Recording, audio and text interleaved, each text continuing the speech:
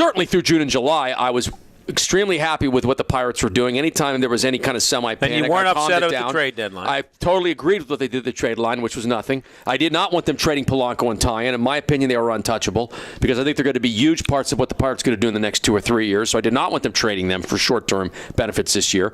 So I was and I guess Pollyanna is, to some people, some of the younger people may not know what that means. It's somebody who's just so overly optimistic, it's almost ridiculous, okay? No, and I've been that way with the Pirates. I've been on this ship since April saying this is going to be a great year, and maybe I just lucked out, but that's what I've been saying. You had said last year that it was going to be 2 years they'd make the playoffs. That's right. You moved it up a year this year. Thank you, John. That is correct. And I take great pride in that, okay? Because I've been watching this team built, and I thought they've made some great drafts. Cole, Tyon, and we've talked about it on the show as they've done them.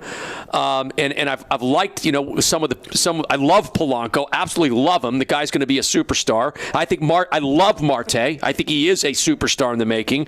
I think that they've really hit some home runs with some of their young players, and they're now getting into a window where they're going to compete and be in a World Series here in the next 5 years. Okay, so I've been totally optimistic about them all through June and July. I come on every week and tell everybody to calm down, that they're going to make it.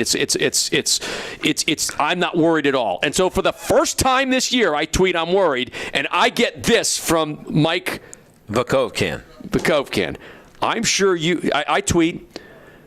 Let's go back to my tweet again because here it is. Tomorrow on this Steige show and Kenny Laird show and Triple Live Radio, I'll tell you why you should be worried about the Pirates now. That's a big deal for me to say that because I haven't been worried all year. And so this Mike guy tweets, I'm sure you were saying the same thing in June and July as well. And I have to retweet, of course. I was absolutely not saying the same thing in June and July at Triple Live Radio. I was saying anything but that.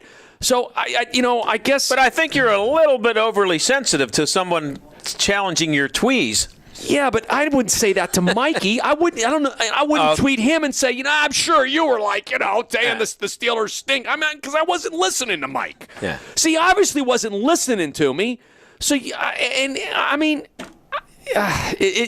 you're going to rip, if you are a fellow media member, now this is just my opinion. I'm really old school, but we're all a fraternity here, all of us, and everybody in the local media. So if you're going to take shots at somebody else, you better be right about what they said or did, okay? And I'm always taking shots for my Skylights coverage, the way I do it, and I am totally on board with that. I'm very controversial. You can't do what you're doing and not expect absolutely, and I think some of it's hilarious, some of the shots that are taken at me. But if you're going to rip me, you got to rip me for a legitimate thing I did, not for the exact opposite of what I did. That's what makes me mad, and that's the problem with this social media this day. People just guess, and then boom, it's out in the stratosphere.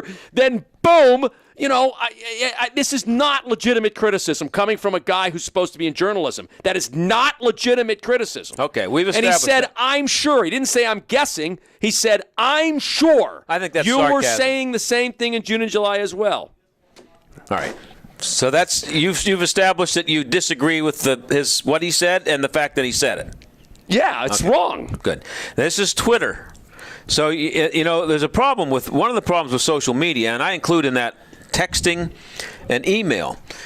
When you're not actually talking to somebody, it's a lot easier to be a little bit tougher.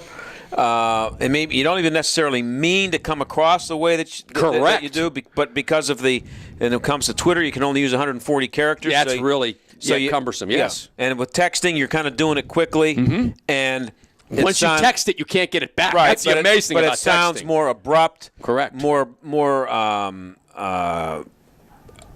cold than if you're talking to somebody. So you have to watch when you read something on Twitter that you don't take it too seriously. At least I don't, because people are, number one, they know that other people are seeing their tweet as well as you, so they're kind of showing off a little bit to the other people that are watching, and they're also, it's a little bit of a, give and take battle. So I don't, Mike and I go back, Mike and I worked together for 15 years or something, and we go back and forth pretty hard on this thing on a couple of different subjects he doesn't agree with me about, and he doesn't back down for me, which I'm his former, I guess I was his boss, and I like the fact that he gives it right back. But to see, me. what you're missing the point. I have no wrong. problem with Mike arguing with me, and he's been in the town where I'm sure his opinions mean something. well, it's something legitimate. Like, you know, you're an idiot, Fedko, for saying this, but don't get it wrong. Yeah, you're an idiot, Fedko, for saying that. Wait a minute, Mike, I never said that. Well, then, you know, where do you go from that then? Yeah. Okay, so that's my problem with this, and it's you got to be just really careful when you're taking shots at people. I just can't do it. I can't take a shot at Pomp. I can't take. Now I used to play a little game with him on PNC, but it was very, very tongue in cheek. Yeah. But I could never take a shot at Pomp or never take a shot at Albie or never take a shot at. I used to take shots at you. Whoever's over at Channel 4. Is it? I used to make fun of your appearances. Oh, those are hilarious. That's legitimate. That was so funny when you would take shots at me in skylights that you were going to drop out of a helicopter and have. I mean, that stuff's legitimate, you know. And you were good about it. See, that's what. I think it's one of my you're favorites open for criticism when you do what I do with skylights. It's crazy. It's off the wall. One of my favorites was I had actually said something that about Sam, who he and I became good friends. Sam Nover used to be at Channel 11. There was this was early in my KDKA career, and the TV critic for the press, I think her name was Barbara Holsopple. She called me up because we had some kind of a controversy going that Sam had done a commentary on Channel 11 talking about something I had written in my column that was unfair to Channel 11 or something like that. I don't remember the details. So she called me up to ask me to comment on what Sam had said on Channel 11. The quote that appeared in the paper the next day was, "Sorry, Barbara, I'm like everybody else in town. I never watched Channel 11." Then Sam actually was good enough that he laughed. He thought that was really funny. But I thought that was it looked great. Let me tell you something. Back in 1983, that was the case. Yeah, I know. What year was this? This was like 87. Oh, back in the year. Now, remember when I got that job at Channel 11 in 87. Yeah. I did my research before I took. Now, that station was having all kinds of troubles in the early 80s. In the toilet. But it turned around in 87. We had an unbelievable GM in John Howell. It was unreal. And it turned around under him. Well, Ralph Sindrich, the agent, actually called me and said it was one of the funniest things he's ever seen in the paper. He loved it. But it looked great as a quote, you know. Yeah. I'm sorry. It looked real formal. I'm sorry, Barbara, but I'm like everybody else here in Pittsburgh. I never watched back in the early 80s. That was the case. Yeah. But anyway, that's a little inside baseball on TV. But we have a little bit of time left here. We have to you have to get into some specifics about why you believe that it's time to start worrying a little bit. Well, because number one, I'm worried as a fan and somebody who covers the Pirates that they're not. They didn't get Justin Morneau. I thoroughly believe that he wasn't going to go get him. Right? They can still get him. But by golly, they have a huge offensive problem with G.I. Jones and Gabby Sanchez are total disasters. These are two guys that have not lived up to their billing, okay? And they're having power problems at first base and right field. And they have the ability to go out and get a guy, like you mentioned, 14 homers. This guy's a legitimate power hitter. And, yes, he's going to cost them money, $4 million. Everybody knows what the number is. That's nothing to get you to the playoffs and maybe the World Series. Nothing. I'm sorry.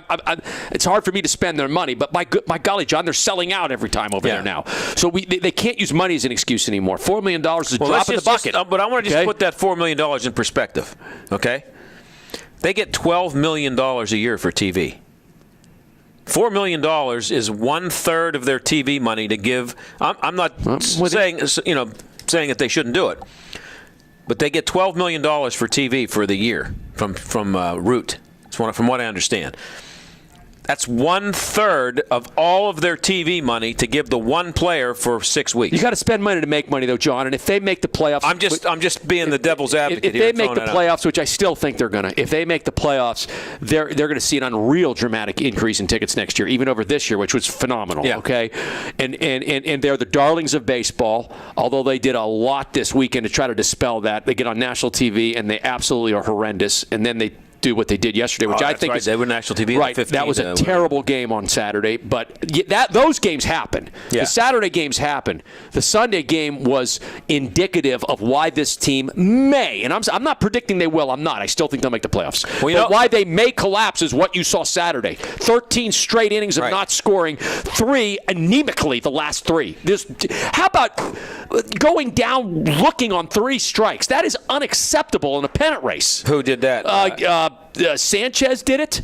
They are having horrific at bats. Okay, they're having horrific. That's what bad offensive players do. And starting Marte stealing third with 2 outs. I mean, they're just doing stupid stuff. Well, I'll tell you what. I'm watching the game yesterday, and they bring this kid up, Johnson from AAA. He pitches. He's pitching he's got like 3 or 4 innings where he's going. He ended up with 5, but he had like 3 or 4 innings where he's just shutting them down. And I started thinking, if they win this game, the Pirates win this game, I'm thinking this is another example of why this is like a special kind of memorable season, where you would look back on that and say, they bring this kid up from AAA, first appearance ever in the big leagues, and he throws 3 or 4 at that time, and I'm thinking as I'm watching this, shutout innings. Unbelievable performance. So that's the way the season was going for like up until just fairly recently. I was seeing things like that, like, wow, this guy Russell Martin comes up and gets a hit to win the game, or just different things that were happening that weren't supposed to happen. And like even like McCutchen making that great catch in right center field the other night.